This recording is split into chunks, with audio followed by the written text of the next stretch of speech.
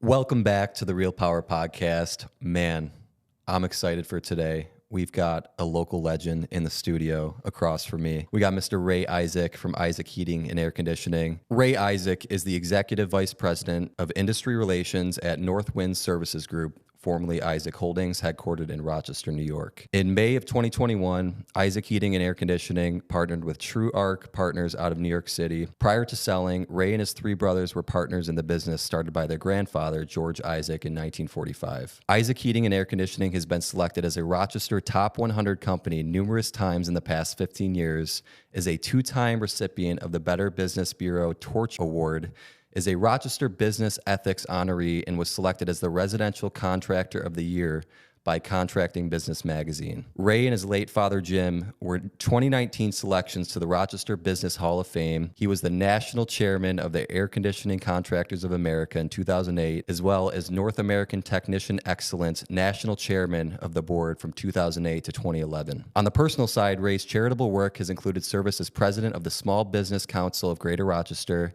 chairman of the Heritage Christian Services Foundation Board, vice president of Rochester Rotary, and a member of St. John Fisher College Dean's Advisory Council, among others both locally and nationally. Ray has been a presenter and keynote speaker at numerous events and conferences, speaking on the topics of leadership, business, self-improvement, and ethics. Ray's been married to his wife, Erica, for 30 years and has two sons, Cameron, great name, and Zachary. Ray, thank you so much for being here, man. Thanks for having me. Appreciate it. Yeah. Let's get into this. I've done my research, but for everyone watching, take us back to kind of the beginning, the history of Isaac and how it all started with your grandfather. This will be shared through stories because I was 11 months old when my grandfather passed. So he was my godfather. I wish I could remember those times and I could remember him, but he was a unique individual. I mean, very creative. He actually left his job as a union sheet metal worker, quit that job and decided to start his own business. So true entrepreneurial spirit. Love it. I remember the commercials where they had, I think it was Hewlett Packard and those where they started in a garage. He was started in a garage, and I think number 6 Idlewood Lane over in Irondequoit. That's amazing. A 8x10 garage, probably not even that big, and went into the hospital when my grandmother was giving birth, I think, to child number 5 or 6, and told her he's quitting his job and he's going to start his own heating business. And my dad always said that it's a good thing they kept the mothers in the hospital for about a week back then, because if she could have got out, she would have killed him. So, I mean, imagine that you're in the hospital giving birth, and your husband comes in and says he's going to quit. Yeah, he was a professional tap dancer. Really? So yeah, I think all performing talent, skill, artistic ability ended with him. It did not. I was going to say, you're talented. Yeah, you've never seen me dance, and you don't want to. So my wife's side, they're all the performers and the singers and stuff. But yeah, I started the business putting in heating systems and gutters and roofing for the GIs returning back from World War II. So this was in January 1945. So very humble beginnings, one man with a truck and a dream, and started the business. And I don't know if I could have done what he did. I'm a little more risk averse. Are you? Oh yeah. I mean, to an extent, it was great operating and functioning and being able to exist in an established business, because you always had a little bit of a backdrop there. Sure. You didn't have to go home and tell your wife that, you know what, we got to mortgage the house to make payroll. My dad did. I learned what the word mortgage meant by a description from my mom. That you go through those hard times, and believe me, I've watched the other podcasts, and everybody has hit those lows in their entrepreneurial journey, and it takes a lot of intestinal fortitude and a little bit of craziness to do that. So he was that entrepreneur. He was that guy. Yeah, he ran the business until 67 when he passed. My dad took over then. Ran it till about 96. He was still involved with my uncles. It eventually came down to my dad and my uncle Bill. They were the second generation owners of it. But my dad ran until about 96, and then I took over as a vice president, general manager, and then became president and CEO, but ran it from 96 until we sold to the private equity firm back in 2021. So just a quick condensed version. A lot of family at times. We had probably 15 family members we were talking about there before. So that's a whole other 4-hour podcast that we can do that has its wonderful things, but then it has its challenges as well. Absolutely. I want to start with this. I was reading an article of you. This was back in 2013, I think, and you said in it, we're all about slow, controlled growth. It's not just about opportunity. You've got to chase the right opportunity. We always make sure we're running a good, steady business. Bigger doesn't always mean better. Talk about that a little bit. That's true. And again, it's still true. It's still true for the company now. I mean, Jim Collins, which one of my favorite books, and I know you asked for some book recommendations, Good to Great. Yeah. He always says that just because something is a opportunity of a lifetime isn't a reason to take it. And you got to make sure that you stay really close to his other concept of the hedgehog, that core of the business, what you can be truly great at, what drives your economic engine, and what are you truly passionate about? And I know on your journey, you weren't passionate about a previous career, and you started this, which was fantastic. That passion really brings it all into the center of that Venn diagram. Yes, it does. So, you got to be controlled though. You got to be able to drive the economic engine. You got to be able to make money doing what you're doing. But you got to have that passion, and you got to have the ability to be best in the world at it. Yeah. But we've been always very conservative, I guess, as a business, even though I've learned that we were more aggressive and we grew faster and we were one of the larger companies in the country in what we did. We always thought we were very conservative, a little bit risk averse, but you want to make sure that it isn't just bigger. There's a lot of companies that get bigger that aren't better. They just are a worse, bigger company. It's like, you don't build on a sand foundation. Yeah, and that's what happens when you try to get bigger, when you don't have good processes, good business acumen, a good team around you. I mean, Seriously. I give all the credit to the team. I mean, I was pretty much at the head leading it, but our team really did all the work. Yeah. When I read that, I was like, that is the exact mentality that I have as I'm at the beginning stages of growing this business. We're about 5 years in now, but I've always had the mentality of I'm not going to just try to go as fast as I can for the sake of trying to go as fast as I can. I want to build, like you said, such a solid foundation, get a team around me. And the core team we have now, I truly believe we can build something big off of it because we all work so well together. We all have great relationships with each other outside of work. The camaraderie is so great between us. And I think that's so important in the beginning stages of any business, is having that solid foundation. No, you're right. You're right. And again, you look at a sapling, you plant a little tree. You're not pruning the thing when it's just starting to grow. I mean, that's when you're nurturing it, your sunlight and water and all that. And I hate to use an overused analogy, but it is like growing a plant. And you get to that point where then all of a sudden you got to start repotting it. So moving locations. These are all those levels of complexity that we can talk about. That you hit those walls. Usually it happens at $1 million of revenue. Then in our industry, it's usually around 5, then 10 to 15. And it's not that the revenue is anything special, that's the key thing, but the things that come along with being able to do $1 million in revenue, $5 million, $15 million. We hit ours probably at around $6 million in revenue. Then it was around 12, where we really had to take a look at the organization and say, okay, not what's our to-do list, but what's our stop doing list? Sure. Where do we stop doing things? Where do we start reorganizing and refocusing on the core of the organization to make sure that we're still solid on heating and air conditioning? We had a lot of arguments at the company. Do we rename the company Isaac Services? And again, my dad, and I quote him a lot because I learned so much from him. He was really my mentor, a tremendous level 5 leader, where the organization was even more successful after he left because he set it up for success. That's been my goal in life, really, was to be that level 5 leader. But he was always very, very focused on making sure that, we don't do stupid things. We want to make sure that we're smart in what we do, that everything is calculated. Yeah. And that we are practicing what we preach. So you guys decided, obviously, not to change the name. That's a tough decision right there. You want your name to represent kind of everything you do, but at the same time, you already have so much brand equity in the name you have. And we were going to keep Isaac, but his thought was that never be so arrogant that people know what you do. Isaac Services. What is services? What are you servicing? Are you servicing dogs? Are you servicing appliances? Are you servicing heating, air conditioning? So we kept heating and air conditioning. That was really the name change that my grandfather made back in 1960 is when he changed the name of the company. It used to be George T. Isaac Automatic Heating and Sheet Metal. That was the original name. What a mouthful that is. Yeah, that was his original name. That was on the truck, George T. Isaac Automatic Heating and Sheet Metal. You still get these little metal tags around Rochester on the sheet metal down in the basement. Oh, yeah? He actually put a metal tag with his name imprinted on it, embossed on there, and screwed it to the ductwork. I mean, you talk about a craftsman. So we kept that Isaac Heating and Air Conditioning, and then we had it incorporated when he did that back in '63. But we weren't so arrogant to think that even though we had probably one of the largest companies, not only in Rochester, but in the state and what we do, to think that people know what we do. Because what if somebody's moving in to town from out of town, they have no and they idea. see Isaac Services? That might be your one chance opportunity to make an impression on them of, who knows, they go home that night and they don't have heat.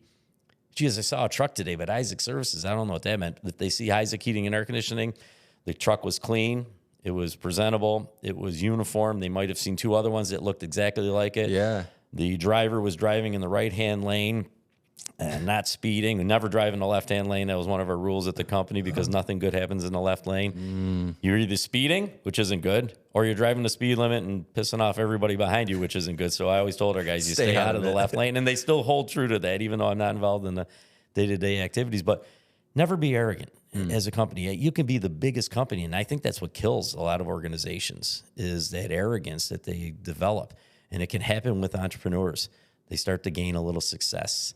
They start to gain a little bit of momentum. They start to gain a little bit of notoriety, and all of a sudden they start believing their own press releases. And they start thinking, never think too much of yourself. Nobody else does. That was another one of my dad's sayings.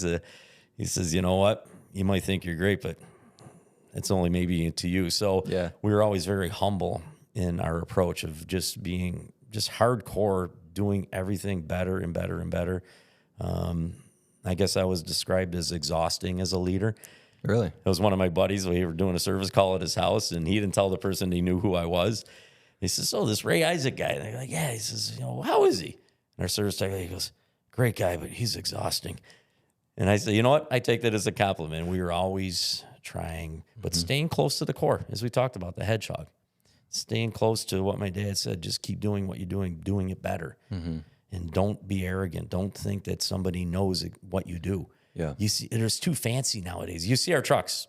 They're still red, white lettering, 5-degree slant, impact logo, what we do, phone number, website. We might put a little situational logo on the door, contractor of the year, or if we win, the Torch Award, which we just won it again. So we're a 3-time congratulations recipient. Yeah, no, I commend the team for that, because when you sell a business, obviously you're like, okay, are they going to be good stewards of this? Sure. But we can talk about that on just the selling process and the thoughts that go through your mind. But, just everything we do is still consistent. Simple. It's simple, just red trucks and what you do on them, and a clean, uniformed individual. Performing what we call the perfect service call, the basics, day in and day out. And again, I've seen a lot of companies, because that's what I do now, is I buy companies, and I've seen a lot that have not done those things, the blocking and tackling. And I look back and go, you know what? We were brought up right as a company with my dad, my uncles, and my grandfather. We were brought up right. We were raised right as a business, because they always stayed very hardcore to that. So let's talk about when you took over leadership at Isaac. You were telling me before we got on camera here.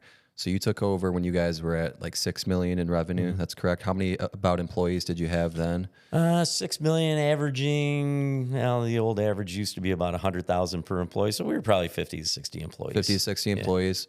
And then took it to 400 plus, correct? What are some key things that and I know there's a lot, but if you got to narrow it down to a couple things that you did as a leader, as an operator, to go from 50 employees to 400 plus, like how did you do that? It was a long journey, very painful. First 5 or 6 years, I was the biggest asshole in the world. They used to call me the vein. The I vein? had this vein on the side of my head. I have one right here. Yeah, there was a vein, and that vein was popping most of the time. I found out, no kidding, that the guys in the back of the shop had a bet on going when I was going to have my first coronary. Oh, shit. And it took me about 6-7 years and a little bit of an eye-opening. We went through a unionizing attempt. My whole family were union members. My grandfather, as I said, he resigned from the union, retired from the union, started Isaac. My uncle, my great uncle, my mentor was a union pipe fitter. Great guy, Bernie, Uncle Bernie. And so, that was an eye-opener for us, because it really exposed a weakness that we had in the organization, that our team wasn't as tight as it should be. And that was back in like 98, 99, 2000. And, I guess you look back and say, you know what? You know, some things you look back at and you say, you know what, it was a good thing. Back then, it was a stressful thing, gave me a heart condition. But I realized that I needed to change who I was. And it was back probably in 2001. My dad recognized that. He says, you're either going to die, of course, or you're going to succeed, or you're going to have to get out of the business. And I attended a leadership program by a guy named John Engels, Advanced Leadership Competence. Highly recommend it. It was life-changing for me, and I've been a proponent of his program for many, many years. But it really brought us in as a group and tore us down to our basic core of who we were. And how are you as an individual? What are your values? How do you see yourself? You know, people talk about ego necessarily. It's not a bad thing, but people always say ego has a negative connotation. But an ego is how you see yourself. An unhealthy ego is you see yourself in too bright of a light, in too big of a stature, in too important of a position. But that was the basis of his whole program. We all thought we were going into this leadership program to point our finger at other people and tell them what to do. Well, when you point your finger at somebody, you got 3 pointing back at yourself. So it was really to tear us down. Not a single person, as an exception in this program, wasn't brought to tears. Wow. In it. And it really had you deal with, yourself. Personal stuff. Your personal. Because nobody is going to be a great leader. Nobody's going to build a great organization as a leader of it if they are not comfortable in their own skin, if they are not comfortable with who they are. I had to give a speech, a little while back, and they said, you got 5 minutes to talk about leadership. Like 5 minutes? There's 47 million returns, I think, or something like that on Google if you Google leadership. And you want me to spend 5 minutes. So I just took it right back to the core and says, who here is happy with who they are? Who here loves going into work every day? I used to do that in my keynote. I had a keynote called Never Work a Day in Your Life. And I'd start it off with qualifying questions. Who in here has been reincarnated? And the last time I did it was in Fort Worth, Texas. There was about 350 people in the room. I'm doing the keynote. I said, all right, we're going to get started. Who here has been reincarnated? No hands went up. I said, who here is a leader in the organization, whether it be an owner, manager, president, CEO? Pretty much every hand went up. I said, everybody in here, close your eyes and answer this question by raising your hand. How many of you in here love going to work every single day, no matter what day it is, whether it be 2 o'clock in the morning on a Sunday or 2 o'clock in the afternoon on a Thursday? Who loves going to work every single day? How many hands? About 10 hands went up. I said, okay, open your eyes and look around. I said, that is pitiful. I said, why? Why don't you like going to work? And I said, more important than that is, do your employees know that you don't like going in? I said, because I guarantee you they do. They know that you don't like going in, about how you bring yourself into work in the morning. That energy. Yeah, that energy. Do you walk past your receptionist, maybe give her a nod, go to your door, your office, open the door, go in and shut the door? Are you greeting people? Are you happy in your own skin? Do you want to be there? And that's a big problem with family business, because I think a lot of people, especially entrepreneurial businesses where the father starts it or somebody starts it and they bring the family in, and these family members get stuck in this legacy trap is what I call it. And that was my name for it, where they think they have to be in the business. I was kind of in that. Jesus, the business has your last name on it. Yeah. You represent the third generation. None of your brothers want to be president and CEO and take over the business. It's up to you, kid. Yeah. You're going to have to do this. And did you want to? Did you really want to? I did for the wrong reasons in the beginning. So you back up there. Those first 6 years were my learning experience of, boy, this is not what I thought it should be. And there's an old saying that as soon as you have to remind somebody that you're their boss, you've lost. And I saw that happening, and it happens again. A lot of businesses, whether it be entrepreneurial businesses or ones where, they've been around for years, you always get that boss that comes in and, he's the boss from hell. Iron fist. Yeah, iron-fisted, boss from hell. When things go right, he's looking in the mirror. When things go wrong, he's looking out the window. Jim Collins flips those in good to great. Yeah. You want to give credit, you look out the window. You want to take blame, you look in the mirror. And the reason for that is that boss from hell is not that they're not a good person. They might be a very good person. They don't feel good about themselves. They don't feel good in their own skin. They walk in the office in the morning and they're dreading. They just want to get through the day. Mm-hmm. And they're a hypocrite, because what do they want from their employees? They want their employees jumping for joy. I wanted our employees to be smiling on every single service call, every installation, even though they were crawling through a 120-degree attic with blown-in insulation all over, and they're going to be up there for 3 days. I wanted them to be smiling. Well, if they looked at me and saw me not being happy being there, like, and I boss own the man joint, isn't. Yeah. what the hell am I? What, have I kidding myself? This guy's not happy and he doesn't like being here. Yeah. So really that was a kind of an epiphany over several years. Didn't happen all at once, of really becoming that, comfort level in your own skin. Yeah. And being there for the right why. Simon Sinek, Start With Why. Again, I'll throw out a lot of books because most of what I know is R&D, rob and duplicate. None of it's been research and development on my own. I just Rob and duplicate. I see great ideas and I R&D them. So, a lot of that's, or case study, copy and steal everything. But I see things and I recognize those. So Simon Sinek, that start with why. What is truly your why in the organization? What's that passion statement for you? And again, there's so many businesses out there that are miserable organizations because of that bottleneck, which is the person running the place that's at the top of the bottle. Yeah. There's an old, I think, Sicilian statement that the fish rots from the head back. If you're the head of the fish and you're rotting, the rest of the organization is going to rot. Yeah. So again, being comfortable with who you are. 2005, I finally had been through the training, was getting comfortable with who I was, went through a program with our organization, and I hired a guy to help us with that and really re-engineering the organization. And I remember sitting with him. He says, all right, we're going to start with your vision. He says, what's your vision for the organization? And I started opening up my desk drawers and looking at it. He's like, this guy's name's Dean Brainerd, still does this great little coach, great facilitator for things. He's, what are you doing? I said, I'm looking for our vision. He says, stop for a second and think about what you just said. That's the most screwed up thing I've ever heard. I said, you're right. He says, what do you want the vision to be for the organization?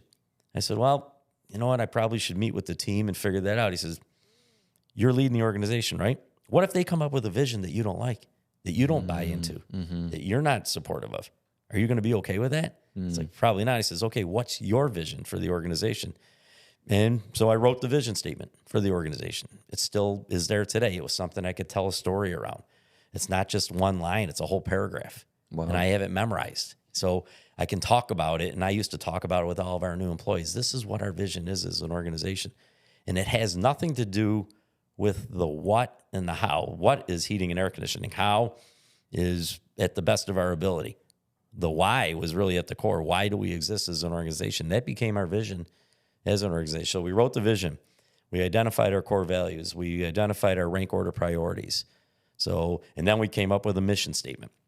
So for those four things in 2005 really formed the core of that nexus of growth in the organization. Because everything was aligned. Everything was aligned. On the same page. And the vision, as I said, had nothing to do with it. The vision is to create an enjoyable experience met with anticipation, which results in an environment where our team, clients, and community can comfortably grow, prosper, succeed, and improve their quality of life. That was our vision back in 2005. That's what I wrote. That's our vision now. And I used to tell a story about create an enjoyable experience met with anticipation. People looking forward to coming in, beginning with us as the owners and as the leaders, which results in an environment. An environment is the culture in the organization where our team, clients, and community, our triple bottom line, can comfortably grow, prosper, succeed, and improve their quality of life, which became our passion statement to improve the quality of life. So really you could coalesce around that and tell the story and really identify core values that go along with each of those things. These are the things that entrepreneurs probably shouldn't be thinking about. And again, I look back and say, okay, back in 1945, it was, okay, how do I get the next job done? How do I sell another one? How do I keep this customer happy? How do I run 24-hour service when it's just me? And when do I hire my first employee? Yeah. Some things happen in the certain times. Now, again, there's organizations that start with all that. I think sometimes they get a little bit of the cart before the horse. Maybe you do that, but you put it aside, or at least you use it as your guiding principle. Yeah. And you use that as, okay, this is what we want to be. We want to improve quality of life. Okay, every activity that we do should some way lead to that end goal and that end result. Yep. I know for me, when I first started my business, I wasn't worried about any of that. I just wanted to get clients and make money. You know what I mean? So getting that train rolling. But as soon as I had a small team around me, we stopped and we're like, okay, what is our vision? What are our core values? What do we stand for? And I think it's important to have the vision as the leader yourself, but also allow your team to construct it with you, because we kind of did it together. And I'm like, what do you guys think our vision is? And taking into account what they think, so that because they may say something that I didn't even think of, and it may be very valid. Great approach. And again, we then got team together to really start, okay, how does this look in action? Yeah. You bring up a great point. When it's an entrepreneur, you're by yourself. The vision is in your head. Yeah. It doesn't need to be shared. You know what that vision is. It's what's just driving you yeah. to become an entrepreneur. Yep. So, and then, bringing that team around that. So, and again, I see companies that when we're buying them, they really don't have a vision as an organization. And it doesn't have to be anything fancy. Right. You should know what it is. It should coalesce the team around a common goal to whether it be provide a service or improve somebody's quality of life or achieve something. Though that it should coalesce around it. What is the why in the organization? Ours became that, to improve the quality of life. So everything we do should lead towards that. Sure. Yeah. And then that led to our rank order priorities where we put safety first, then the employee. So a lot of companies flip it over. They put company first and then the client. We will safety, employee, client, Love company. Love that. And it's a pay it forward mentality, to overuse a probably overused term, but we take care of the safety, take care of the employee. They're going to take care of the client. If the client's happy, they're going to take care of us by paying us and referring people to us and coming back for more. Right. In that same article I was talking about, you said something that also caught my attention. You said, the family name bears responsibility more than privilege. Talk about what that means. Yeah, we had some hardcore rules coming into a family business. And again, by my dad, running it as an equity business, where in an equity business, the ownership exists first and foremost to support the business and help that grow. It's its own entity. Yeah, there's a tight connection because a lot of family is usually there. It's got your name on it. Yeah, that was another thing. He says, never let us lose a job because of something stupid you guys do.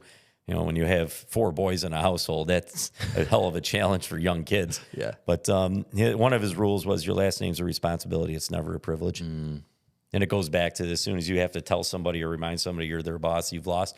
As soon as you have to remind somebody you're the owner or that your last name's on the business or use that as your hammer, you're not going anywhere. So he saw it as very important that your last name is going to be a responsibility. You have to work harder. You have to work longer. You have to do a better job.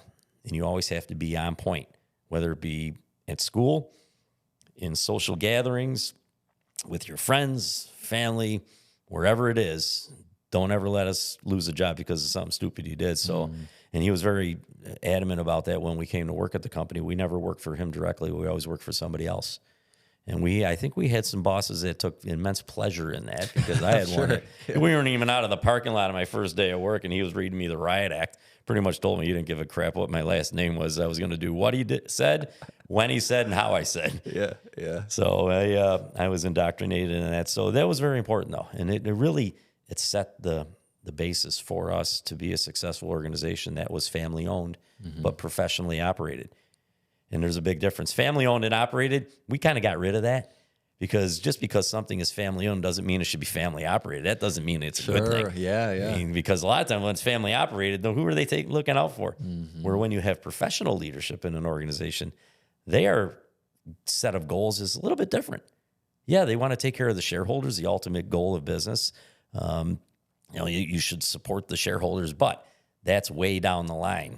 Taking care of the clients, taking care of your employees first and foremost, making sure it's safe, giving back to the community, tithing as an organization, making sure that from every dollar that you sell, there's a portion of that goes to the community. We tithe as an organization. We still do. It's part of our marketing budget. That's amazing. A lot of companies, what they have left over at the end of the year, they decide, okay, we're going to give this to charity. No, we budgeted it in. Yeah, every month. It was considered marketing. Our marketing team used to get pissed at me because I'd say, okay, you're going to take a percentage of what you have available for marketing, and it's going to charitable endeavors. It's going to support the kids' Little League teams. It's going to support United Way. We were big supporters of that. I was chair of the United Way as well. So, we always supported that. We raised hundreds of thousands of dollars over almost 30 years of doing a breakfast for them and an auction every year. So that's awesome. We enjoy it. But making sure you have a team that's doing all those things, because sometimes when it comes down to it, and you're like, okay, I can give $10 to charity or $10 to the employees, or I can go buy a Corvette or, nice clothes or custom suit. Sometimes people are going to be swayed over to that. It takes a lot of I guess, a lot of discipline. Yeah. And having a culture of discipline.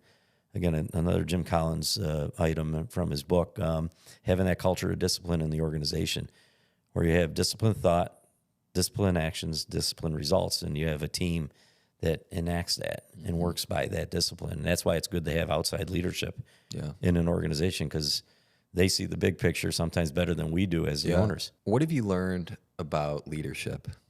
It's not what everybody thinks. Most people confuse management and leadership. That's something I have, and I'm trying to learn both at the same time now. And I know there's different books I'm doing, but management is a very different, more tactical thing, I think, than high-level leadership. Management is policies, procedures, practices, standards. That's management. Those are the things you manage. But it's also, there's another P in an organization, that's people. And those are who you lead. You can't manage somebody. It also goes to, as soon as you see the need to have to manage somebody, you've lost. So very different. Management and leadership, I think the colleges still don't even do enough justice to that. They lump everything under management. And there's a lot of old sayings. When I meet with a manager, I get the impression of how important they are. When I meet with a leader, I get the impression of how important I am. Managers focus on the things. Leaders focus on the people. Managers help people make a living. Leaders help them make a life. That one is one that I like to use. So those are the differences there. Leadership is very nuanced. Yes, management can be organizational behavior and all the things that you learn in college on getting a management degree. But leadership is more, a lot of it's art. And it's not outward facing. You got to be constantly looking inside, as we talked about, and being comfortable in your own skin. It's a personal growth. Yeah, that leadership, being okay with who you are. I'll go back to that in every single sentence. You got to go back to who you are, being okay with that person that is the one that's at the top. Not so much with your weaknesses, but also being comfortable with your strengths. There's a lot of people that they try to give away all the credit, which is okay to give away, but you know what? You do need to know what you're good at. Yeah. And it's an important aspect of a leader is to know what their strengths are and their weaknesses. And in an organization, you're going to have a lot of anxiety. That's probably the number one thing that'll kill an organization, whether it be a small entrepreneurial startup or a company that has 100,000 employees. The anxiety in an organization is what really kills it. It's the anxiousness over things that are going to happen, or the relationship, or the triangles that you see. This person doesn't like this one, so instead of going to that one, they go to this one and expect that one to go to that one. They call them relationship triangles. A doesn't like B, but instead of going to B, they go to C, and hoping C that goes to B. So that creates anxiety. And there's a core that I always taught our people and reiterated with them, is that to really truly be a leader in the organization, you need to be that calming presence in the anxious environment. It might be the anxiety that you've created. Sometimes we created anxiety intentionally in the organization. Yeah. Sales goals, objectives, things in the organization, crises that necessarily weren't always a crisis, but we became a very functioning organization in the face of anxiety because we had a number of calming presences in that organization. No matter where you went, our mission statement was lead at all levels. We want to be a leader at whatever we do. That came from me being the youngest of 4 boys and getting the crap beat out of me my whole life. So I developed an intense sense of competition, took an entrepreneurial mindset in growing the organization, even though we were an established business at the time. We wanted to be a leader at whatever we did, but also we need leaders at all levels. And I expected our team to be the leaders at every level in the organization, whether it be a service tech, dealing with the homeowner, you need to be a leader and espouse and practice those tenets of leadership. COVID, we had one of our best years ever during COVID because we were able to overcome the daily, hourly challenges. We used to sit around a table and watch to see what Governor Cuomo was going to announce for that day, what he was going to shut down. Yeah. And we had to adjust. And there was anxiety throughout the organization, tremendous anxiety. I sent out a personal email to every single employee every single night for almost 2 months straight. Wow. Just what happened today, what happened on the national front, what happened on the state front, what are we doing? Unfortunately, if we had to do layoffs because they shut down all non-essential businesses, which meant construction, here's who got laid off, here's who we're bringing back, here's what jobs we sold, here's my take on all this. what are we going to do tomorrow? And it really, it brought down the anxiety. I didn't realize it when I was doing it. You know, it's one of those things, you get into it and you just start doing it. And all of a sudden I started it and I did it for a week, and I had employees calling me. They saying, "Hey, thanks for appreciate that. Yeah. Hopefully you're going to continue this." I'm like, you know, and some of them, they were receiving them in their inbox at 11:30 at night, because that's when I got home from work. And I'm like, oh, I got to write this message to everybody. Man. Some of them were shorter, maybe a page. Some were 2 pages long, but it reduced that anxiety in the organization. It wasn't an idea, I think, that I came up with. It was our team that says, you know what, Ray, they need to hear from you. Be out there, be in front of them. That's what the leaders do. They get out in front of people, and I needed to get pushed to do that. So again, it wasn't me. They said, right, they need to hear from you. They got to know that we're okay. Yeah. And that's what I started on off with. People, we're okay. We sold these jobs today. People are still calling us. We had 200 and something service calls yesterday. We're following protocols. We're masking. We're sanitizing. The government wants to shut down non-essential businesses. They consider air conditioning a non-essential business. All right, we're going to sell air cleaners, and we're going to include air conditioning with it. Ethical. The customer knew what they were buying. Yep. We sold air cleaners. By the way, you wanted air conditioning along with it. So, you know, you have to adjust. You got to think on your feet. Be nimble. And And if you have a group of leaders in your organization, people that feel comfortable in their skin, they're not going to worry about making a mistake. Again, we talked about that boss from hell. They're usually a very good boss, but the reason that they blame people when things go wrong or try to take the credit when things go right is they don't feel good about themselves, and they see that as the only way that they can keep their position and prop themselves up and not get ostracized by the organization or fired. That I wanted people that were comfortable in their own skin enough to make a mistake. And during something like COVID, you had to be okay with making a mistake. We get to the end of the day, or I'd be like, that didn't work. All right, let's try something different tomorrow. Yep. Yep. So again, there's so many differences, I think, between the management and the leadership that you really got to study them individually. And I think the leadership enhances the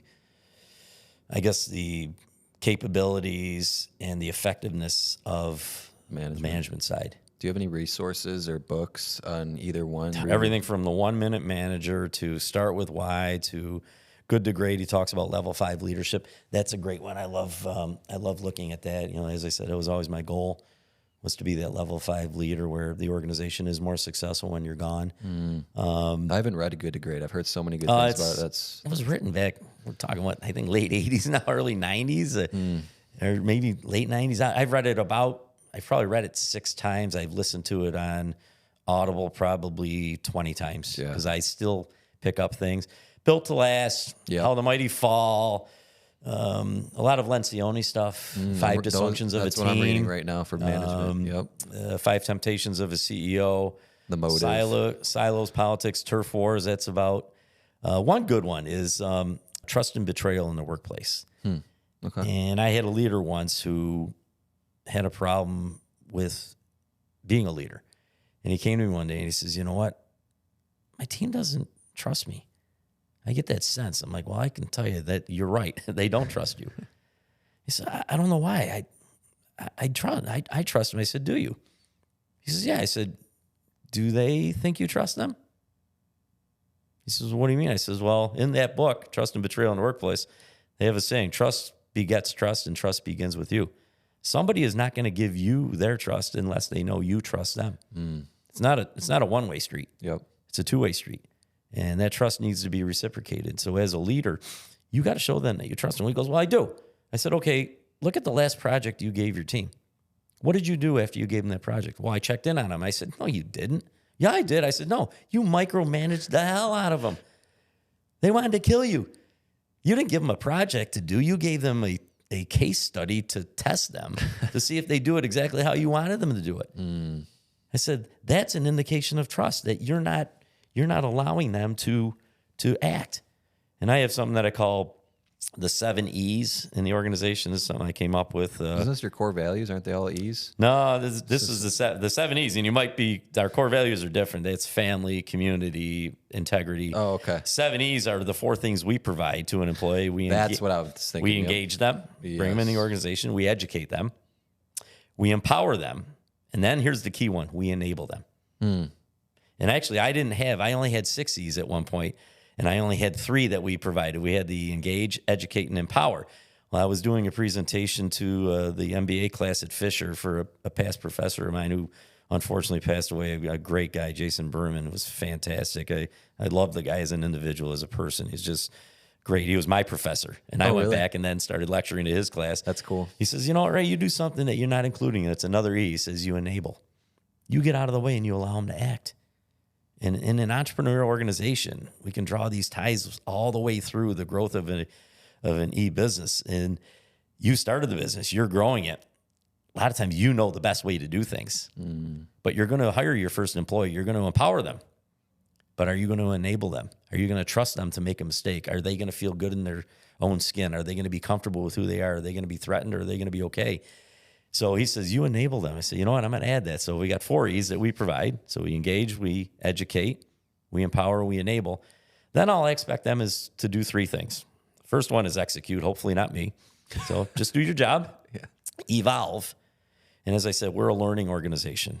You know, that's one of the tenets that we always try to espouse as an organization. We are a learning organization. We're constantly learning from our mistakes, learning from what we see. So I want them, as an employee, I want them to evolve. And then the last one is the one that we talked about in the very beginning when I said I did the survey. I want them to enjoy. They should enjoy coming in every day.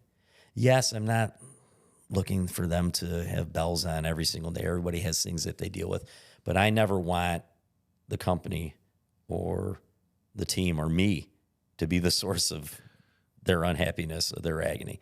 I always tell people, I got that job. I've been married for 30 years. I'm the source of somebody else's agony. But I want them to be happy. But then there's that evil athe that'll creep in and will ruin every organization. It ruined Kodak. I really think so. What's that? Entitlement. The evil eighth E, I call it, because it'll take the rest of them, just wipe them out. When you have a sense of entitlement that creeps into an organization, you're pretty much cooked. Because when people feel entitled, Kodak, they were entitled to the bonus. The bonus started out as, hey, extra pay at the end of the year in April for great work and us hitting our targets. All of a sudden then became, well, you know, we're entitled to it. And when you have an employee or anybody, it's more than the employees. You know who feels more entitled than anybody is the owners. And those owners are the ones that really can have that sense of entitlement creep in. And I think the greatest disservice that an owner can do is run a lifestyle business where the business exists to support their lifestyle. For them, yeah. You go back in the shop. Is there equipment back there? Are there tools? Are the trucks loading up inside? No, they have to get around the snowmobile, the classic car, the toys. Corvette, Yep. the boat, the jet skis, whatever. Is there a private parking spot in front of the building for pregnant mothers and visitors and guests and handicap? No, there's a spot right next to the front door for the owner. Reserved for. Really? The owner can't walk a few spaces in? You were telling me you guys used to park in the back of the parking lot. We parked in the back of the parking lot. I met with and I won't mention her name, but she's the president and CEO of a $1 billion organization in Rochester, very successful, well known by every single person. When I was working with the United Way, I had a meeting with her, and I'm waiting for her. I thought I'd see her because my office was right in the front of the building. Where is she? And all of a sudden, I see her walking by my front window, coming into the building. I said, well, where did you park? She says, well, I parked down at the end by the dumpsters. I said, well, there's 5 spots here. She says, well, yeah, those are for your customers. She says, I'm not here to buy anything today. That's incredible. Again, right there, you learn from very successful people. And if it was good enough for them, yes, very successful, $1 billion, have anything you want. But the mindset, the presence of mind, the awareness of what your customers are to an organization, to park it down by the dumpsters. So we never had private parking spots. You know, my dad would never do that. Yep. You don't drive Cadillacs. You don't drive Rolls Royces. You drive Chevys and Buicks. You wear Apple Watches. So you can see what your performance is. There you go. Apple is forward looking. You know, some luxury watches are backward looking. So, you know, that was his thing. You know, you always have to be the hardest working. So never have that sense of entitlement. And it's easy to creep in, especially for entrepreneurs when they start to gain that success. Complacency becomes the first step of failure. And, you know, and as I said, that was one of his first rules is that your last name is a responsibility. It's never a privilege. The other one was you're going to get paid for what you do, not for who you are. Love it. If you want to be a service tech, my brother David was a service tech, a very good service tech. He won the top craft professional award in the whole United States. I think 17,000 applicants. He was the top craft professional Holy shit. in the whole United States. He got a Chevy Suburban out of it. That's awesome. Yeah. Only thing I ever got was a little plaque for stuff. He got a Chevy Suburban. But that was what he loved to do. And it's, again, the old saying, if you love what you do, you never work a day in your life. You have to be in an organization where if you see somebody coming in, make sure they're in a place where they want to be. Make sure they love what they do, because they are going to be a cancer in the organization, and they're going to try to get even. And that's what happens in a lot of family businesses and entrepreneurial businesses, where somebody gets in and they don't think they're being paid fairly, so they try to get even. Getting even doesn't mean, the old McDonald's or Burger King thing where they do something to the food. No, it's, taking some folders home that aren't for work, using the truck to go pick up something at the grocery store. I never said no. If somebody wanted to use the truck, you just had to ask first, so I knew where it was. People are always going to try to get even, and as an entrepreneur, you got to watch that, because they see what you've got. Well, they didn't see what you've gone through and are still going through, and learning what the word mortgage meant so you can make payroll. But you need to make sure that people are in places where they want to be, that they're happy, and slow to hire but quick to fire. Yeah. You hate to be like that, but it's not right for everybody. There's a lot of great people out there. There's a lot of great companies. They all shouldn't be working together. There's different value systems for people have and companies have, and they need to be a good match. Do you have any tips on firing? I haven't had to do it yet, but I'm sure somewhere along my career I'll have to. Is there any tips you have to soften the blow and make it easier? Or is it always something that's just not fun to do? You got to, as I say, in this political campaign and this political climate, everybody wants to focus on character. I like to focus on policies. I don't care who's the person. I mean, you can take the people out of it. I like the policies. Same thing with firing somebody. Factual. Yeah. Yeah, you don't want to, come in and tell them that they suck and get out of my face. I mean, that was a Steve Jobs, Elon Musk, but they were intensely brilliant in other areas. Sure. But you don't want to be that guy. Yeah. You don't want to be that person. I don't want to be that guy for You sure. want to be fact-based. It should never be a surprise when you fire somebody. Now, again, it doesn't mean necessarily we're an at-will at-will state, and you can fire somebody at will. There's no steps you have to have, but in good business and good leadership, you should be having conversations. You should probably look at a PIP, performance improvement plan. This should never be a surprise when you fire somebody, but when you've made up your mind, you have to fire them, you just got to make the cut. You try to soften the blow, but the problem is then the person starts second guessing. Well, then why did I get fired? Well, no, it's not right. Here's your performance. Here's what our expectations are. The values ones were the easiest. Those were the easiest ones. Yeah. The values ones. And you can get into, there was those 4 types of employees I think that Jack Welch talked about in his book. He says you have your 4 types of employees and how you handle them. You have your type 1 employee with a great attitude and great ability. That was the Derek Jeter of the Yankees. That's the person that you constantly are promoting and supporting because they got a great attitude and they got that great ability. We have a lot of those rock stars at Isaac. I mean, and we always have. They're our leaders now. They're running the organization. Those are the people that are really at the head. So those are the great ones. Yep. Then you got the next employee who's got that's the one. So that's the one you promote. Then you got the next type of employee, the one with a poor attitude and poor ability. That's the one you fire. Yeah. That's an easy one. Yeah. You got the one that has a great attitude but poor ability. That's the one you're going to train.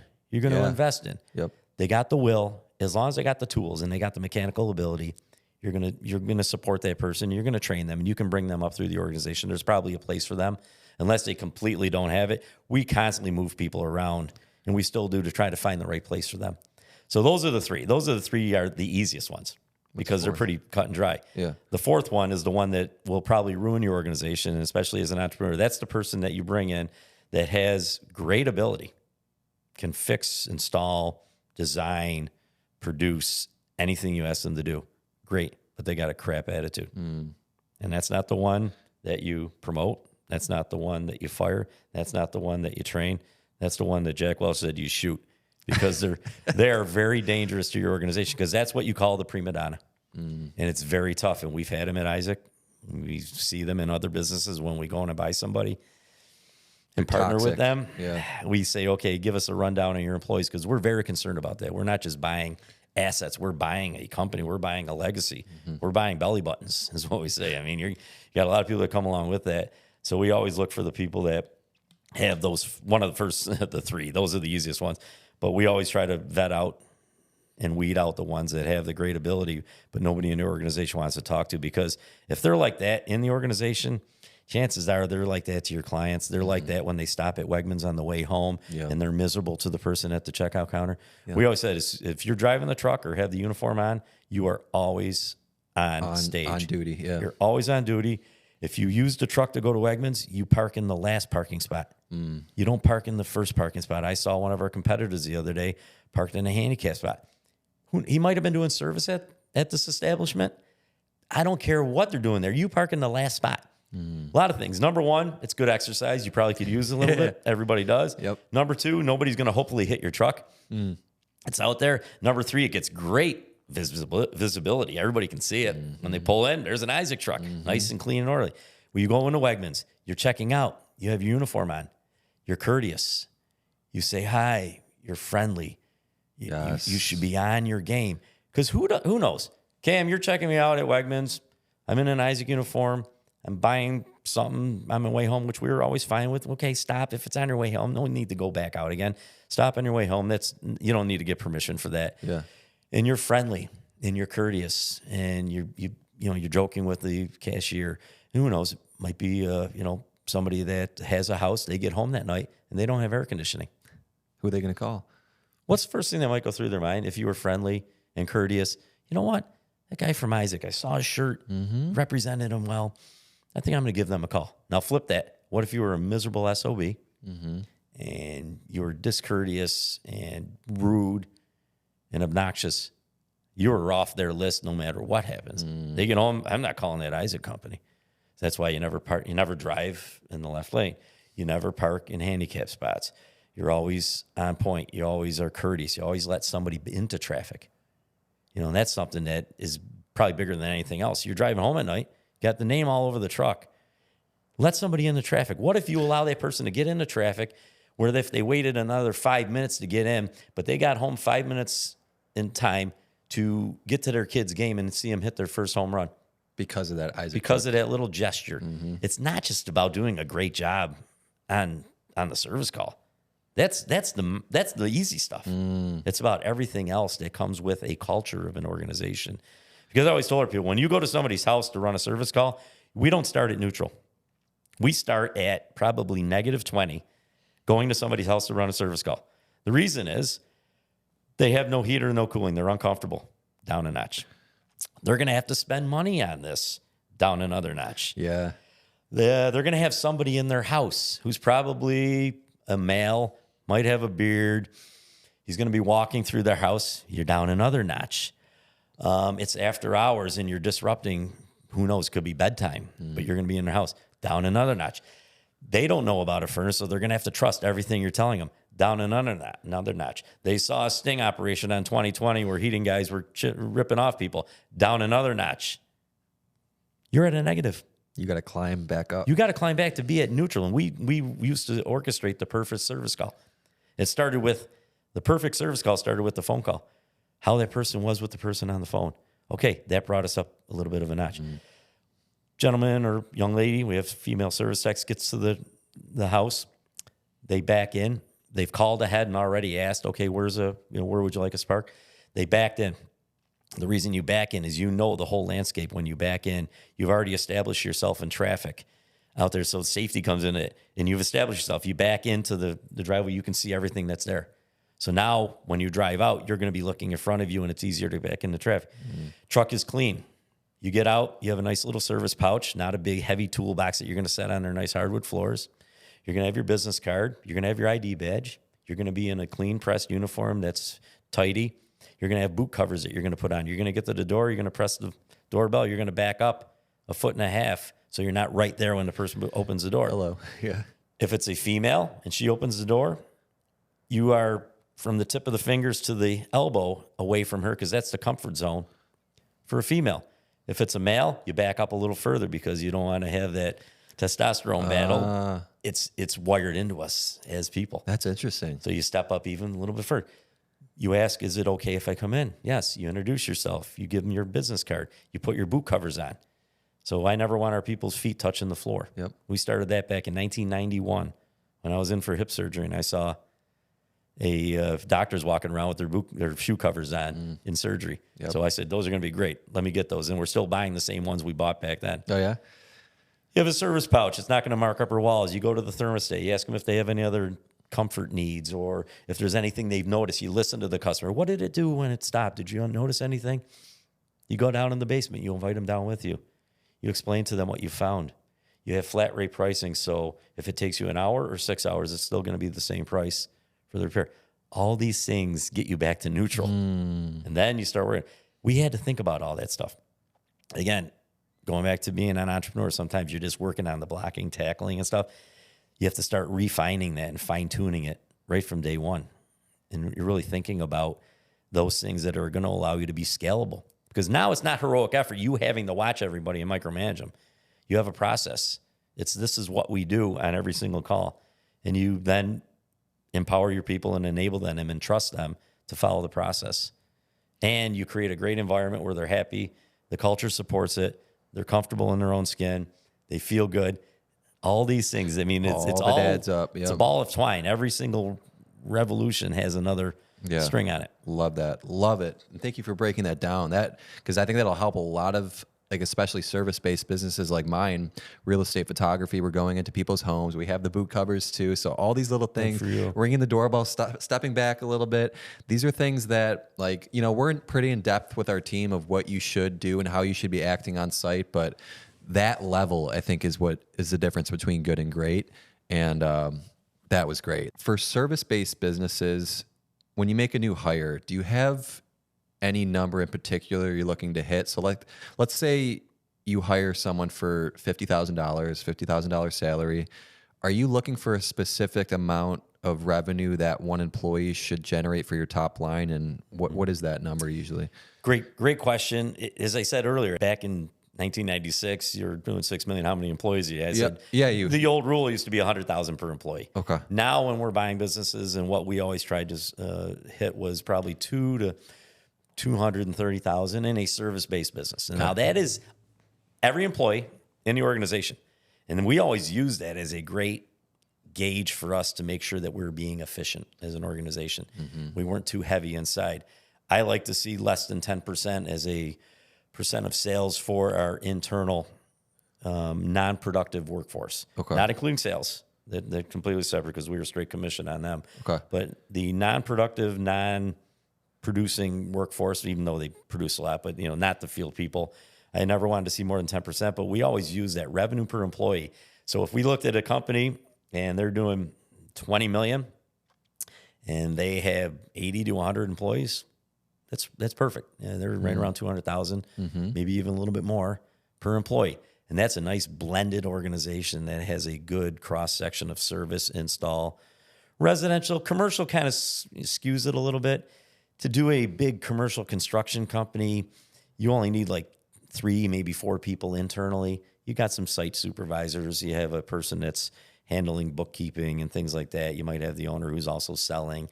And again, as you grow as an organization, as the organization gets larger, bureaucracy, not a bad thing, but that doesn't tend to creep in. Sure, yeah. So those numbers will drop a little. I've seen small entrepreneurial businesses where, it can be 300,000 to 400,000. We also look at that though as a gauge of, okay, is this company scalable? So if they're too high or too low, that's not good. It's like pricing. You never want to be too high. You never want to be too low. You always want to be right in that little sweet spot, that range there, whether it be at the upper or the lower end of it. So as far as employees go, that was always a good one. Producing employees, we see, revenue per technician. It's all over the board depending on type of work they're doing. Could be 300,000-400,000 for a technician. Some maybe a little less if they're just doing maintenances. So it's kind of hard to blend that. It depends on the scope of the business. We have a lot of service agreements, and we started that back in the 80s. So they're full coverage agreements. So technician might be a very skilled technician who's making a very good income, but he's not producing really anything on that call. He is, but he's not selling anything. It's completely covered. But if he goes in and does a fantastic job servicing the client and takes care of them, that's where huge. that's where the beauty is in that. That's where the gold is. Yep. And it's funny. I go in and we ask people, you know, how many employees do you have? A lot of times on our initial phone calls when we're doing a get to know you call, when we're possibly looking to partner with somebody, I ask them, they won't share the revenue figures with us. So, you know, how many employees do you have? Well, you know, we're about 20 employees now. I said, okay, so you're probably doing about 4.5, maybe close to 5 million. And they're like, how'd you know that? how'd you know that? Done it a few times, but it's not rocket science. It's just you start doing basic math. But you want to be efficient, and that's the problem. You get a lot of these organizations, and success then breeds contempt for, you know, actually, or complacency. And that complacency then, okay, well, we can just hire somebody because we're doing 10 million in revenue. We would look at every single penny. Our financial statement for every single week of the year was probably 65 pages long because we had everything departmentalized. We had service had its own statement, residential, and then commercial had its own. Residential install had its own, or commercial install, commercial service had its own. Our shop had its own income statement, making sure that it's being profitable and it's producing and it's performing at the highest level. And we had it right down to the hundredths of a percent. People look at a financial statement, they get all scared about it. It's like, oh, geez, it's like foreign. No, they're just numbers. Yeah. And after you're looking at revenue, everything else should be just a percent of revenue. Yeah, you can put the dollars next to it, but it doesn't matter. Because if you're doing $10 million, $1 million in office salaries is 10%. That's great. Well, if you're doing $30 million and $1 million in office salaries, that's really good. You know, you're a lot less than 10%. You're only 3.3%. So we always looked at the percentages of revenue for every single line item below revenue and analyzing it, looking at those, asking questions. You don't get too fixated on it. Use it as a tool. Yeah. So what are we doing? How's it trending? How's it compare with a peer group that I belong to? Are we 0.02% more or less than them? And I used to look at, I analyzed it to that degree of granularity to hundredths of a percent. If I could get thousandths of a percent, I would have. I drove our CFO nuts because he's like, really? Do you want, how about 10 thousandths of a percent?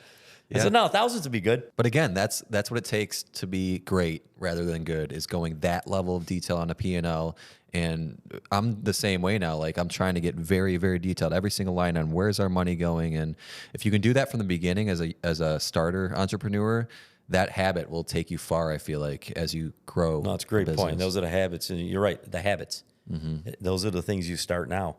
Yep. And I used to get a new leader or somebody coming in that would be running a department. I said, all right, we're going to walk you through a financial statement. I said, it's very easy. And I put that on the desk. I say, okay, get on my side here. We're going to walk through this. I'd circle revenue. Number one, we look at that. Yep. If that's there, I said, here's number two. I go down to gross profit, percent of revenue. I circle that. Number two. I said, depending on where that is, I go up to direct labor as a percent of revenue. Number three, and I put a star next to it. This is the most important thing you will manage and lead in our organization is direct labor. You can always buy more equipment. You can buy more materials. You can get a bigger facility. You can do all those things. You cannot get more than 24 hours in a day, and you cannot work your people too much overtime and too much what we paid double time over 55 hours. So that is the one thing that when today ends, it's gone. Yeah. So I would circle that and put a star next to number three. If that's here, then I look at material and equipment as a percent of revenue. Number four. If all those line up, I said, then I go all the way down to the bottom line and I showed them net income as a percent of revenue. Circle that. Number five. Then I started going up and I'd look at unallocated salaries, office salaries. I'd look at vehicle expenses. I'd look at repairs. I'd look at, a lot of the variable expenses. And I could tell how we were doing just by looking at those percentage of revenue. And we're talking every single week, almost 60-something pages. But I would flip through it. I'd do it. I'd have a comparison. I'd have color-coded. I'd have our CFO do a color coding on the right. If it was below budget, which budgeting took us almost 3 to 4 months to do. So if we had a good budget, a good plan, we'd have, a pretty good model to follow. So if it was below budget and as an expense item, it would be green. Yeah. So I could just scan and say, okay, we're doing pretty good here. I would automatically, I'm kind of negatively focused, so I'd look at all the reds and say, what do we need to do on these red items? Mm-hmm.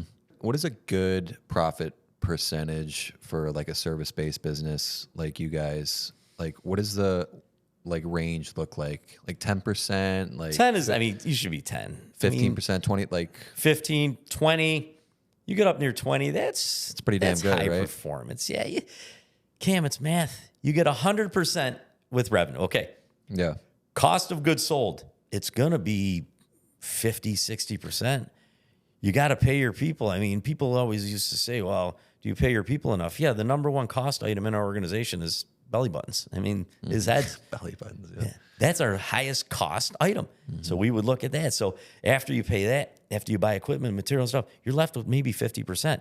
Then all of a sudden you start looking down the line there, and you look at insurances and rents, Overhead, and office supplies, and you have to be finite on those things.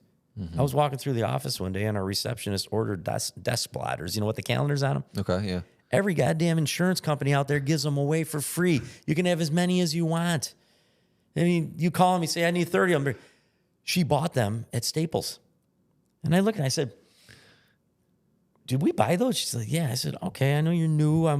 How much were those? She goes, well, I got them for $5 each.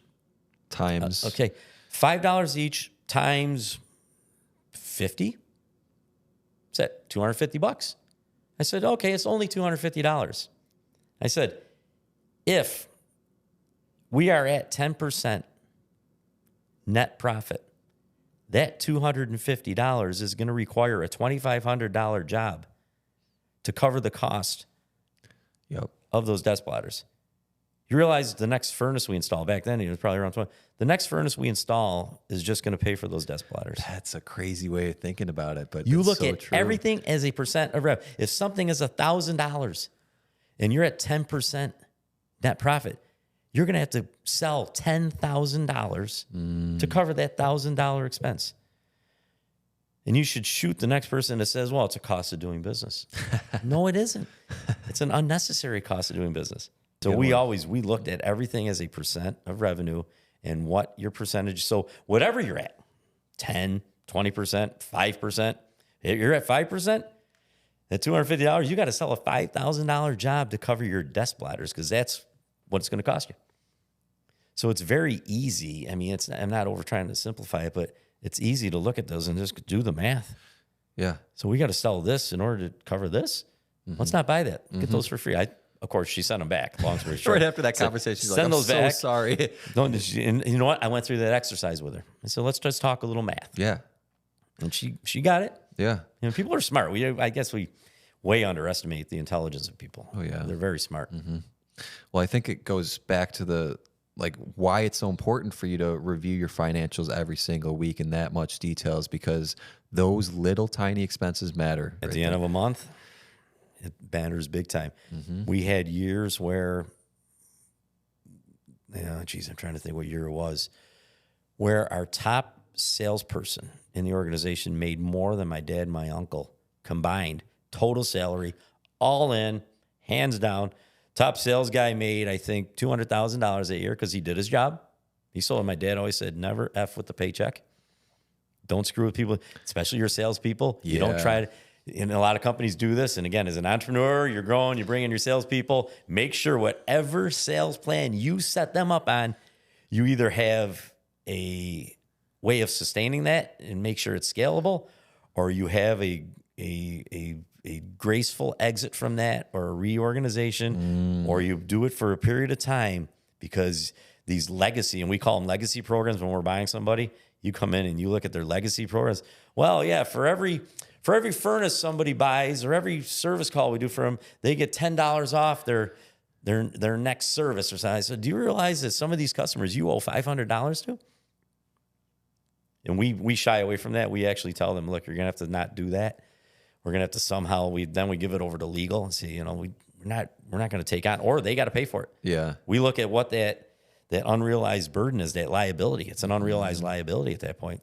Okay, it's $500,000. Well, you're going to have to take a haircut on your purchase price. Yeah. Because you set this up. So especially with sales salaries. Now, again, you want to pay your salespeople well. They should be the highest paid people in the organization. But that guy made $200,000 that year. My dad and my uncle each made about $75,000 each. We're talking all in. Yeah. Yeah. All in salary. And being an equity business, the wife's insurance, the boat gas, all that was not covered. It never has been covered. You know, those are called add backs. And we pretty much had zero add backs as an organization when we sold.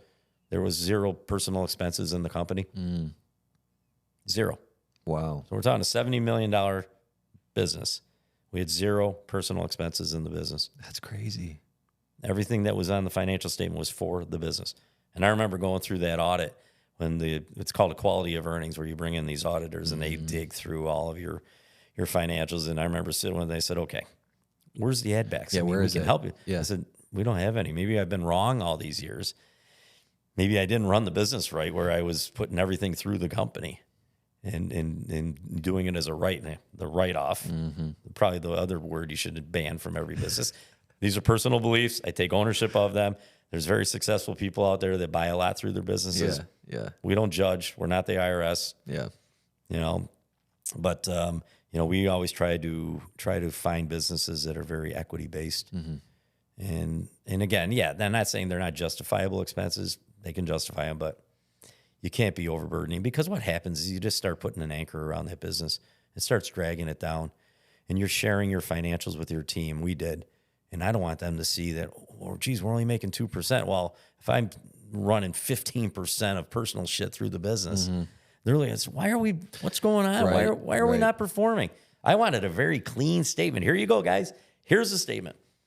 And at the end of the year, if we did well, and after everything else is paid, charities have been supported, bonuses have been paid out, then we took money for ourselves. And again, we were unique in that. I'm not doing it, saying we're smarter than anybody else or above anybody else. It's just that's how we ran. That's how we learned to run the business. The business was its own thing. Yeah. Don't burden it with all this personal shit. It makes sense. Did you share your financials with every single employee in the organization? Not every employee, because it's tough for them to understand that numbering. 1, 2, this is what goes in. Why is it this? And then I did share with them, guys, do you realize that for every dollar, we keep 10 cents on a good day? 10 cents. We were honest about that. It's a good way to frame it. 10 cents. And if we do everything we should in the year, we will have some left over, and then we're going to do bonuses. We put it into the 401k, and then we're going to keep some for ourselves. But again, you don't drive in with the classic cars or the luxury cars. You don't have your private parking spots. You don't flash all your possessions in the face of everybody that's working for you, because they're getting dirty. They're busting their asses for you as the owner. Don't put it in their face. I had a buddy of mine that I did some consulting with, and he had a culture problem in his organization. And I said, I was 2 foot in the door, 2 steps in his doorway at his business. And I said, I know what your culture problem is. Why? I said, you got a picture of your 55-foot boat in the entrance of the freaking building, where every employee comes in with you on the back. Hey, guys, you're paying for this. I said, get that off the wall. Put something else. Put a motivational thing up there. Yeah. Put a picture of a cheeseburger. I don't care, something other than that. I mean, you can have whatever you want. If you work hard, you take risks. I'm not saying don't be successful. Don't buy great things. Yeah. Don't flash them. Don't Yeah. flaunt them. We always were very conservative. We never wanted our guys to come in that day and think that, you know what, I killed myself today, so he can buy another boat. I don't want to do that. Yeah. And it allows us to retain employees. They saw that, they were important in the organization, and they still are. I mean, we don't exist without them. I heard this funny saying before, story. It was like the owner of a company, he just bought this nice new Ferrari, parks it right in front of the company, and he's talking to one of his head guys at the company, and he's like, you see this Ferrari right here? He's like, yeah, it's really nice. He's like, you see the spot right next to it? And he's like, yeah, I do. He's like, if you work your ass off for the next 12 months, work really hard, make this company a ton of money, you know what I'm going to put in that parking spot? My other one. My other Ferrari. That's again, and it's a joke, but it's reality. And whether it be in words or actions, the old saying, don't watch my lips, watch my feet. You got to walk the walk. Yep. And it's not just in your own company. It's how you act when you're in the store, when you act when you come to visit that company. You park down by the dumpsters. When no one's watching. Yeah, that's your core values. That's character. That's ethics. And I said we needed, and as I said, we just received the ethics award again. Ethics is how you act when you don't think anybody's watching. It's what you do when you don't think anybody will notice. It's, for us, it's all ethics. We're in a basement working at somebody's furnace. We can come up and tell them the gas valve's bad, $600 repair. We can tell them we found a loose wire, diagnostic charge plus a wiring repair. Little piggies get fed and hogs get slaughtered. Yes, they do. You do not, you never, and we would fire somebody for doing that way before we would fire him for making a physical mistake. That's a mental mistake. Yeah. That's a mental mistake. Mm-hmm. And never follow up a physical mistake with a mental mistake, where if you made a mistake, just own up to it. Don't follow it up with, I didn't do that. That wasn't mine. Just own it. I just own the thing. No, we're going to get fired because of that. You might get some training, but we're not going to fire you because of that. So you have to be ethical as a business. I mean, because people are going to see through it. Oh, yeah. And I used to watch, I always did the final interviews. So we're talking, we had 450 employees. I was doing every final interview. I had 3 a day sometimes. And I questioned whether it was the best use of my time, but it was, because I got the chance to sit with somebody for an hour and a half and just have them tell me their life story. And you cannot believe, Cam, when you tell somebody to fill up 5-10 minutes, just tell me your life story, the things that people will say. Like what? Because they get into a conversation and they start saying revealing things. And they realize that it's a one-way street with buildings on each side and they cannot back up. And all of a sudden I'd be like, interesting. And I go back and tell our HR department, I said, do you know that this is, did you ask them that? I said, no, they just told me all this. They just told me. How do you get that out of them? I said, I don't know. They just start talking. But I used to sit and watch people get out of their car. Because my office was in the front. I had windows there. Okay. And I'd watch them. And I knew an interview was coming to meet with me. And I'd watch and I'd see them pull in. Okay, what time they get here? A good candidate, 15 minutes early. Get out of the car. Nice, presentable. Didn't have to be in a shirt and tie. Didn't have to be in a suit. I had a guy that I saw drive in, got out, dirty jeans on, had a disgustingly dirty T-shirt. Took the T-shirt off, put an T-shirt on. Came in, introduced himself, sat down. I said, hey, I just got to ask you. I said, I noticed you were getting dressed in my parking lot. He says, yeah. He says, I just came from my other job. I'm working 2 or 3 jobs now. And I wanted to be, at least wanted to have a clean shirt on. Mm-hmm. So I apologize for my pants. I'm like, dude, you are good. Yeah, that's, yeah. Or see the guy get out of the car, shows up a little bit late, disheveled. And again, not everybody's, buttoned up real tight. Throws a cigarette down on the side. No way. You're here applying for a job. What are you going to do at somebody's house when nobody's watching you? That. Yeah, you're going to do that. So it's those little things. When you don't think somebody's watching, it's how you act. And again, these are all, I would hope, lessons or at least little tidbits for entrepreneurs, because you're going to have to start building an organization. Mm-hmm. These are the little things. It's all the little things. The big ones are easy. Yeah. Getting insurances, a new building, all that stuff. It's who you hire, how you bring them in the organization, what are the values you espouse to them, what's the vision that they have? Does it meet with your vision for an organization? What's your why? And it's all the little nuanced things, and the blocking, the tackling, the working hard, the equity business stuff. Mm-hmm. It's not easy to put a bow around, but those are the tough things. Yeah, and that's why when we were talking earlier before, we sat down about family business. It's tough to have difficult conversations with family members because there's too much garbage. Familiarity breeds contempt. That's why I never had any of my family members work for me directly. I never really worked for my dad. When I kind of did when I became manager, but I answered to other people in the organization as well. Mm-hmm. And that was one of our other sayings: is ownership and employment are very different. One doesn't entitle the other. Mm-hmm. So just because your last name is Isaac doesn't mean you're going to be a leader in the organization. Yep. My brother David was a service technician, as I said. Mm-hmm. Loved it. Mm-hmm. Loved what he did.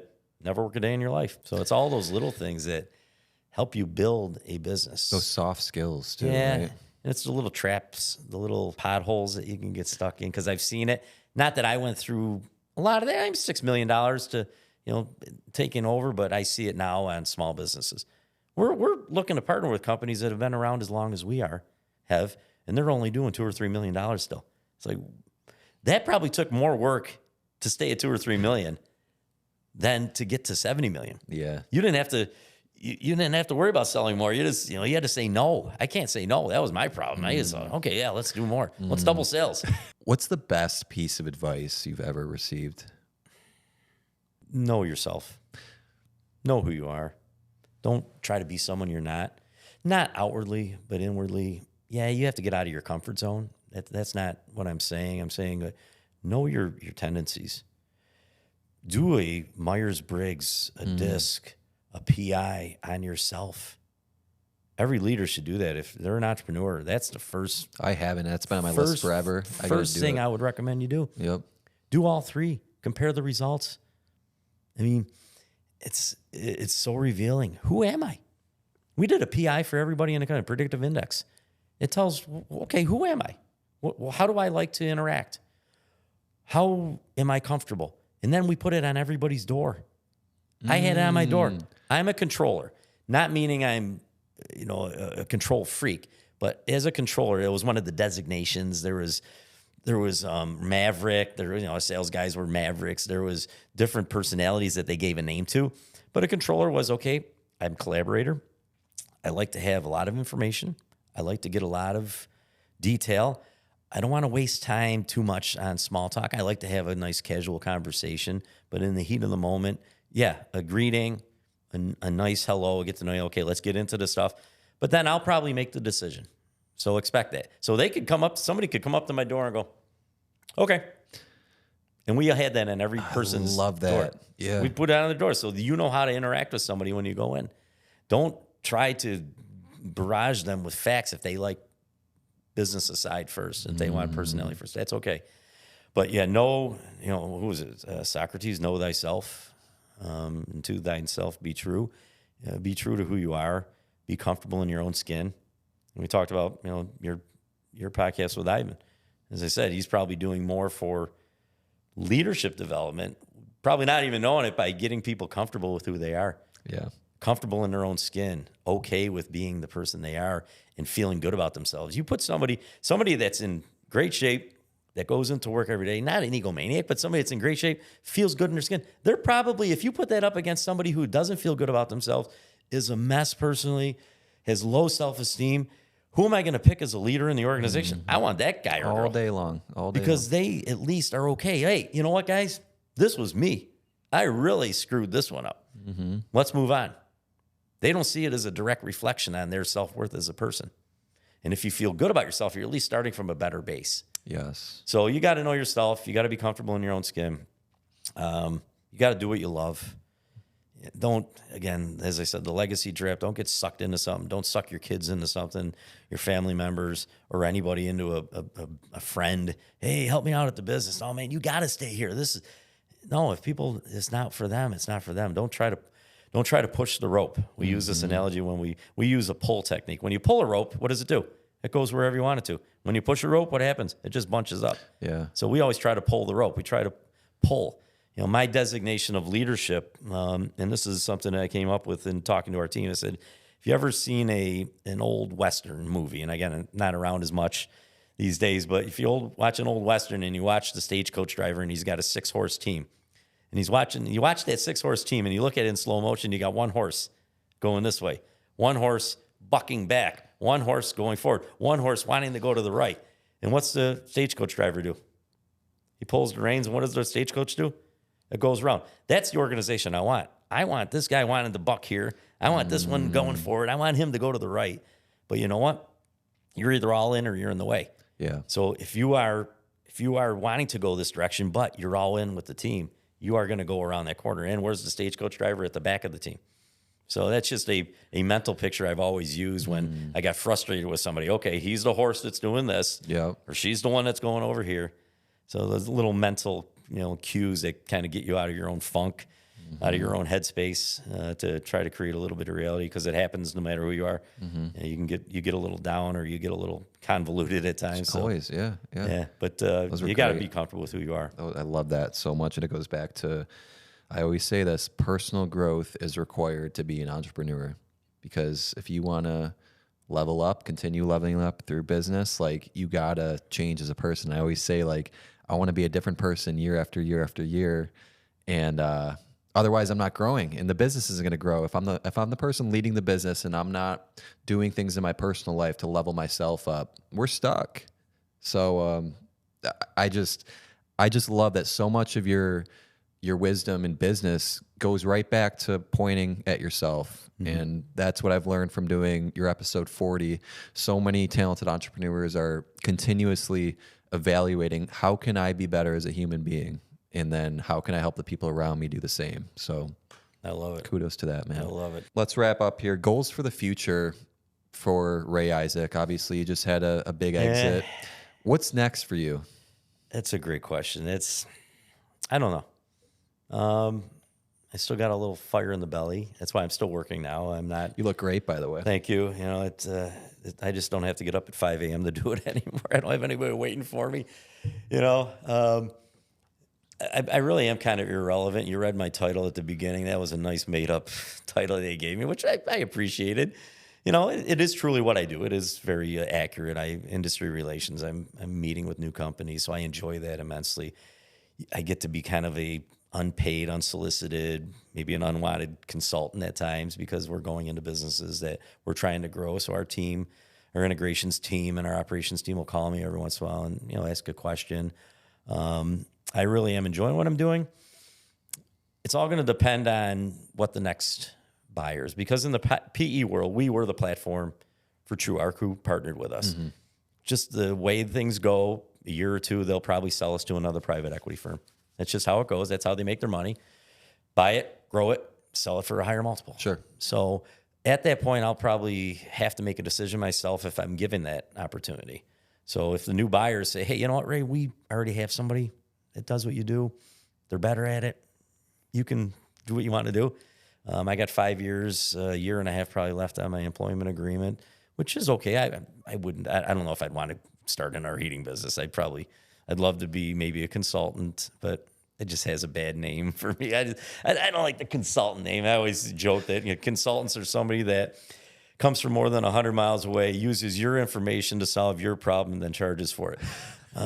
So, you know, nothing against consultants. I got buddies that are consultants. Yeah. You know, we joke about that, but I don't know if I want to be a consultant. I'd love to be a coach. I mentored a young gentleman, Tyler Day, his name was, in a capstone project he did on PE. Thoroughly enjoyed that. A lot of phone calls with him, meetings with him to go through. So I enjoy that part. Still want to stay active though. I don't think if I stay home all the time, I mean, now I travel a couple days a week usually, and I'm in meetings and stuff. I'll probably be divorced, so that probably isn't going to work well. As you can tell, I'm still wrestling with that. I don't know. Do any of us really know, though? Yeah, You know what I mean? I guess it'll present itself. Yeah. I want to be happy. I want everybody to be happy. As I said, nobody's been reincarnated that I have met. They may not know it. Nobody lives forever. And all the bullshit we worry about and have anxiety about, is it going to matter when you're lying on your deathbed? Are you going to be happy? Did you improve somebody's quality of life? Are you smiling every day? You get to choose whatever you want to do. You better be happy doing it. Don't be a miserable, well, there's a lot of miserable SOBs out there. And my name for that is son of the boss, because there's a lot of people that are in family businesses, entrepreneurial businesses, and they're SOBs. They're sons of the bosses. And don't be a miserable SOB. Life's too short. It doesn't matter. Really, we're sitting here now. In 30 years from now, I'm going to be probably gone.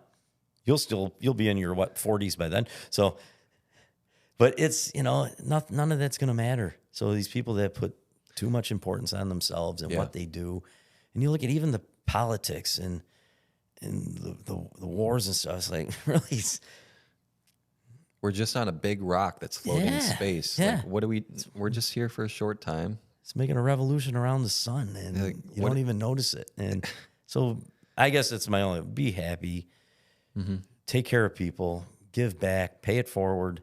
Again, that's our rank order priorities, you know, with putting the safety and the employee first, and that's that pay it forward so you can help somebody be happy. Yep. And if you're happy with somebody, if you're smiling with somebody, it's one thing I always told my kids in school. I said, find the kid that everybody's kind of shut out or that nobody's friends with, and be friends with them. Be friends with them. I remember my oldest son, it brought a tear to my there's a kid that was in his class that, I guess, special needs, I guess is the, he had abilities. I don't say disabilities, but he had a lot of abilities, but he just, he was different person. And some of the kids kind of ostracized him and shut him out. And I remember one day, and my son was supposed to go out, I think he had a date with his girlfriend or something. I said, "What are you doing?" He said, "I'm getting ready to go." I said, "Where are you guys going?" He said, "Well, no, I'm going to so-and-so's house first." I said, "Your buddy's?" Like, "Yeah." I said, "Why?" He says, he's having a little party. He says, "I asked all the other kids if they're going. There's not many." He says, "So I'm stopping. I'm picking up one of my buddies, and we're going to go over there for a party." I said, "You know what? Right there is the best thing you could ever do." And I got goosebumps, man. That's what you do. If you got kids, teach them to do that. I mean, that would get rid of a lot of what's happening, I think, in the world if you just teach them, be nice, be kind. My dad's retirement, I joked when I said, "Dad, you can have any car you want in retirement." He's like, "Any car?" I said, "Yeah, as long as it has Florida license plates, I'm good." But he retired. He bought a Chevy minivan, took the back seats out, and he did 120 Habitat for Humanity homes. Wow. Himself in the basement. We're talking in not the best parts of the city. He goes, "You know what? This is a lot of fun. The work was in the office. This is fun out here. I'm having fun." So making somebody's life a little more comfortable, working side by side with the homeowner who's going to be buying the house or paying it off with sweat equity. So I guess, you don't want to end on too sappy of a note, but does any of this shit really matter in the end? Be okay with who you are, be comfortable, help somebody else, make somebody else's life better. Go to their party. Go to that person's party. Go to their party. Amen, brother. I can't think of a better way to end it than on that. Ray, thank you so much for today. It's been an honor to have you here. And I can tell this episode is going to change lives of a lot of younger entrepreneurs, I think, just hearing your story and what you've gone through and what you've built. So, and have them reach out. I mean, hey, you know what? You pay it forward. So if anybody, I'm surprised if one person will, but if anybody, I love talking about it, even if it's a quick phone call. I try to make myself available. I'm not getting paid to do it. The money's there. It's more to have something to do and the fun. So yeah, please. I don't know if you guys share that on there, but you can share I'll give you my personal email and they can hit it up. I have no problem with that. You're the man. I appreciate you. Let's plug Isaac Heating and Air Conditioning. You know who they are already. You've seen their red vans all over Rochester if you're local. They're the guys for everything. Anything else you want to plug on the show? Nah, doing a great job. Thanks for doing this. Thank you. Thanks for helping people be successful. It's very important. We need more entrepreneurs. Yeah, I agree, and that's what we're trying to create with the show. More entrepreneurs who can learn from real, raw education like this. So, thank you again, man. This has been thank you. No, thanks pleasure. for the opportunity. Appreciate it, guys. Cam. We will see you in the next episode. Take care. Peace.